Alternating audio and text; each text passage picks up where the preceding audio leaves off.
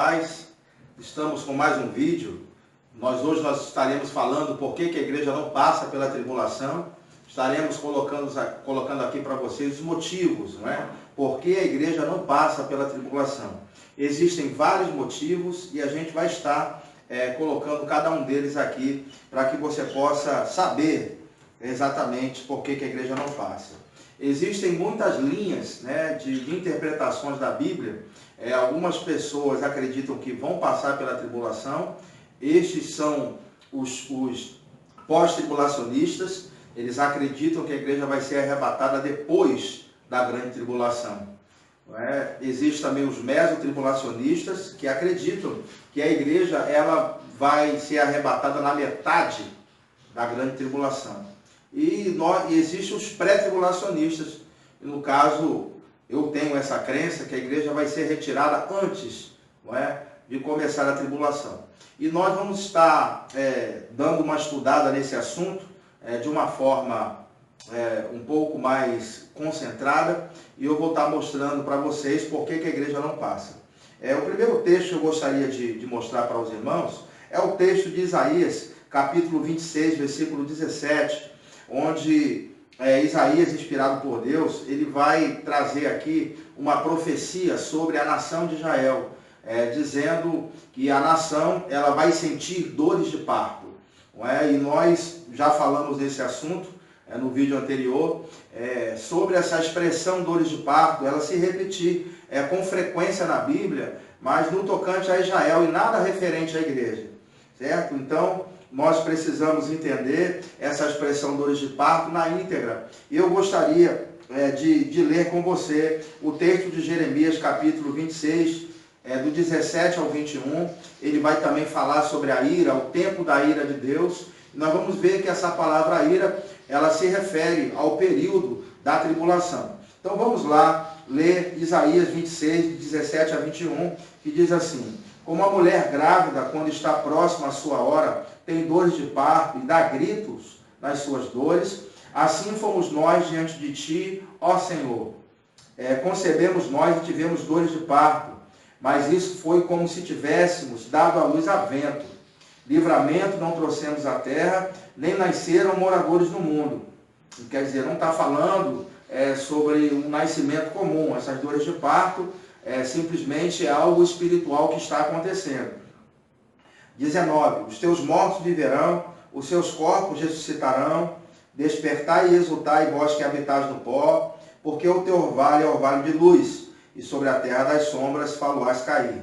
Vem, povo meu, entra nas tuas câmaras e fecha as tuas portas sobre ti, esconde-te só por um momento, até que passe a indignação. Em algumas traduções, essa palavra ela está como ira, até que se passe a ira. Pois eis que o Senhor está saindo do seu lugar para castigar os moradores da terra por causa da sua iniquidade. E a terra descobrirá o seu sangue e não encobrirá mais os seus mortos. Então ele está falando aqui de um tempo de angústia, de um tempo de dores de parto para a nação de Israel. Ok? E ele fala também sobre o dia da indignação, o dia da ira. E essa palavra ira a gente vai falar um pouco sobre ela melhor daqui a pouco.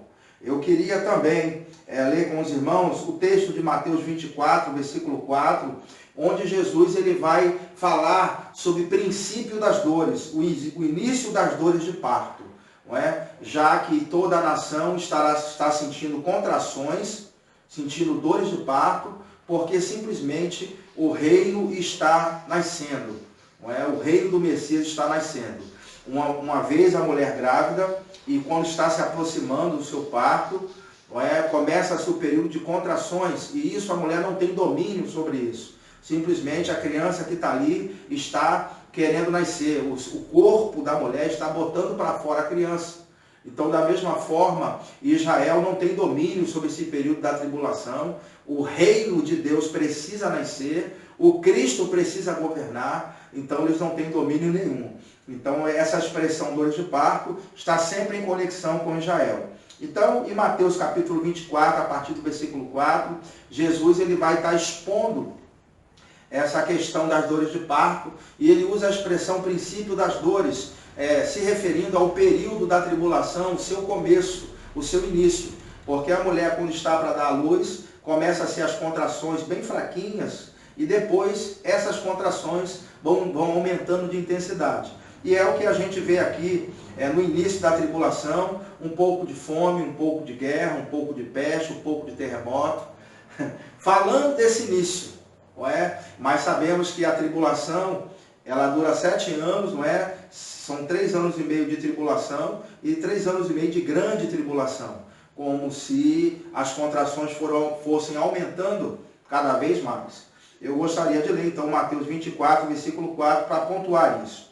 E Jesus respondendo disse-lhes: acautelai-vos que ninguém vos engane, porque muitos virão em meu nome dizendo: eu sou o Cristo, e enganarão a muitos. E ouvireis de guerras e de rumores de guerras. Olhais, não vos assusteis, porque é mister que isso tudo aconteça, mas ainda não é o fim. Porquanto se levantará nação contra nação, e reino contra reino, e haverá fomes e pestes e terremotos em vários lugares. Mas todas essas coisas são o princípio das dores. Então ele usa a expressão princípio das dores. Para não ficar apenas desses 2 textos, eu gostaria de ler mais um e citar mais um do Novo Testamento, ok? Então eu gostaria de ler com os irmãos Jeremias capítulo 30, do versículo 1 até o versículo 9. Ele vai usar também essa situação de alguém dando à luz. E aqui ele vai ser específico, mostrando que é a nação de Israel que está sentindo dores de parto. Jeremias capítulo 30, do versículo 1 ao 9, diz assim: a palavra que do Senhor veio a Jeremias, dizendo: assim diz o Senhor, Deus de Israel, escreve num livro todas as palavras que te falei. Pois eis que vem os dias, diz o Senhor, em que farei voltar do cativeiro o meu povo, Israel e Judá. Diz o Senhor, e tornarei a trazê-los à terra que dei aos seus pais, e a possuirão. Nota-se que essa profecia, ela tem um destino, é para Israel e para Judá, falando sobre todo Israel. E essas são as palavras que disse o Senhor acerca de Israel e de Judá. Assim, pois, diz o Senhor: ouvimos uma voz de tremor, de temor, mas não de paz. Perguntais, pois, e vedes se um homem pode sentir dores de parto. Então, olha a expressão dores de parto novamente. Porque, pois, vejo cada homem com as mãos sobre os lombos, como que está de parto. Porque empalidecem todos os seus rostos. Porque empalidecem todos os rostos. Porque aquele dia é tão grande que não houve outro semelhante. Quando Jesus disse em Mateus 24 que haverá tribulação como nunca houve antes e nem haverá. Certo? E tempo de angústia para Jacó. O meu pai não é Jacó. Com certeza eu não sou descendente de Israel, nem aqui e nem na China. Não é? Nós somos a igreja e nós viemos de Cristo. Amém, irmãos? Então nós não temos descendência de sangue de Jacó. Aqui é claro que a tribulação ela tem um foco. O foco é Israel, o foco é principalmente a cidade de Jerusalém. O mundo todo vai estar em tribulação, ok? Porque é juízo de Deus sobre as nações. Tribulação é isso, dia de ira é juízo do Senhor sobre as nações. É hora de Deus fazer o julgamento dos pecados. O trono de Deus é estabelecido em verdade e justiça. Ele não pode deixar as coisas correrem frouxas, porque o seu trono desabaria. E precisa exercer juízo. Então chega um momento em que Deus ele vai executar juízo sobre a terra, assim como executou juízo durante o dilúvio, assim como executou juízo sobre a cidade de Sodoma e Gomorra, assim como ele anunciou juízo sobre os ninivitas, mas porque eles se arrependeram, a cidade foi guardada. Ok? Então, irmãos, com a pregação de Jonas, não é? Mostrando a misericórdia de Deus para aqueles que se arrependem. Mas quando não há arrependimento, é necessário que venha juízo. E esse período é um período de purificação para a nação de Israel, onde eles vão se converter no final da tribulação. Então a igreja não tem nada o que ver com isso. Nós não somos Israel. Tem gente que quer substituir Israel colocando a igreja. Igreja é igreja, Israel é Israel. Nós já vimos isso aqui em outros vídeos. Paulo tinha isso na cabeça, essa separação entre Israel e igreja. Jesus também tinha essa separação na sua cabeça. A gente já viu isso em outros vídeos e nós não queremos tocar nesse assunto de novo. Mas nós vemos que a tribulação para Israel e para o mundo dos gentios. A igreja não tem nada o que passar pela tribulação. Continuando lendo, o versículo 7 diz assim: porque aquele dia é tão grande que não houve outro semelhante, é tempo de angústia para Jacó. Todavia há de ser livre dela. Essa expressão há de ser livre dela faz conexão direta com o capítulo 12 de Apocalipse, onde aquela mulher que foge para o deserto, grávida, não é? Ela está sendo perseguida e ela foge para o deserto, e a Bíblia diz que ela é sustentada por Deus durante 1260 dias. Existe um tempo em que ela está sendo guardada por Deus, para que a nação não fosse destruída, porque de alguma forma Deus tem plano com Israel e por isso o preservou. Não é? Existem promessas que foram feitas. Ok? Então a igreja saindo, o foco volta a ser Israel. Deus querendo chamar o seu povo para o arrependimento, vai vir tribulação sobre eles, mas o Senhor ainda vai manter uma certa proteção sobre a vida deles. Certo? Então por isso que ele usa a expressão há de ser livre dela. Versículo 8: e será naquele dia, diz o Senhor dos Exércitos, que eu quebrarei o jugo de sobre o seu pescoço e romperei as suas brochas, nunca mais se servirão dele os estrangeiros, mas ele servirá ao Senhor, seu Deus, como também a Davi, seu rei, que lhe levantarei. Então perceba que ele fala sobre um período de quebrantamento da nação, fala sobre uma libertação para o povo, no sentido deles nascerem de novo, deles aceitarem a aliança que Deus promoveu através de Cristo, e enfim, por eles aceitarem essa aliança, Cristo então vai governar e vai reinar sobre eles, conforme está profetizado. Ok, queridos irmãos? Então, eu gostaria de ler um outro texto para falar um pouco sobre essa expressão ira, ok? Eu gostaria de ler Sofonias, capítulo 1, versículo 14. Olha como é importante nós estudarmos a escatologia. Talvez esses textos jamais fizessem sentido para você, mas quando nós temos uma visão escatológica da Bíblia, nós conseguimos então interpretar textos que para nós eram obscuros, porque a escatologia nos dá uma visão ampla da Bíblia. Antes de eu conhecer essas verdades escatológicas, antes de eu estudar a escatologia profundamente, eu tinha uma debilidade em certas interpretações de alguns textos. Alguns textos não faziam sentido para mim, como por exemplo esse que eu vou ler, como os textos que eu li, Ezequiel 37, Joel, Oséias, muitos textos escatológicos. A gente não tinha muito conhecimento, muita habilidade para interpretar. Alguns textos de Jeremias, para nós, eram obscuros. Nós fazíamos uma interpretação ali, muitas vezes até alegórica, erradamente, por não saber a aplicação correta. Mas veja bem a aplicação desse texto em Sofonias, capítulo 1, versículo 14. Diz assim: o grande dia do Senhor está perto e se apresenta e se apressa muito a voz do dia do Senhor. Amargamente clamará ali o homem poderoso. Aquele dia é um dia de indignação ou de ira, dia de angústia, de ânsia, de alvoroço, de desolação, dia de trevas e de escuridão, dia de nuvens e de densas trevas.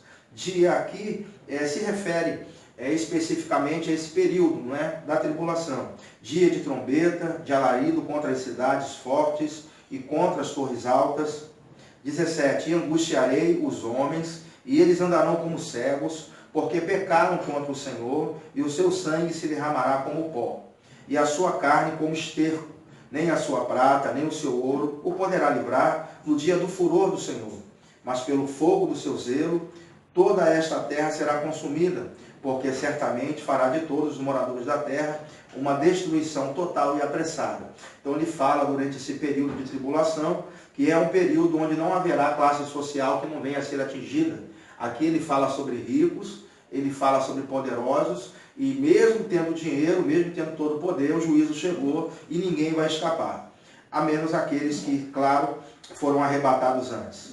Sofonias capítulo 2, do 1 ao 3, diz assim: congrega-te sim, congrega-te, ó nação, que não tens desejo, antes que saia o decreto, e o dia passe como a palha, antes que venha sobre vós a ira do Senhor. Olha a expressão ira aqui. Sim, antes que venha sobre vós o dia da ira do Senhor. Buscai o Senhor, vós todos os mansos da terra. Então, a palavra ira, ela tem uma conotação aqui que talvez as pessoas fiquem pensando que Deus se ira. Se Deus se ira, então ele peca, não é? Porque se formos comparar ira, a palavra ira aqui, com o tipo de ira que a gente sente. Se Deus manda a gente não se irar, ele diz, irai-vos e não pequeis, não se ponha o sol sobre a vossa ira, ele diz para a gente não se irar contra ninguém, né, e fala para a gente conter a ira, e ele se irando, ele não estaria dando exemplo. Não sei se você concorda comigo. Então, ira aqui tem um sentido muito mais de juízo. Não é? No Novo Testamento, essa palavra ira tem a tradução de punição impostas pelos magistrados, pelos juízes. Significa que um juiz, quando alguém vem para ser julgado, ele vai julgar aquela pessoa retamente, pelo menos deveria ser. Não é? Uma pessoa que matou 5 pessoas, por exemplo, vem a julgamento, essa pessoa merece uma punição. E o fato desse juiz dar a ele uma sentença, um tempo de prisão, não significa que o juiz seja ruim. Muito pelo contrário, mostra que o juiz está sendo justo, ok? Para a mãe do criminoso, o juiz é uma pessoa ruim, não é? Mas para aqueles que receberam, não é?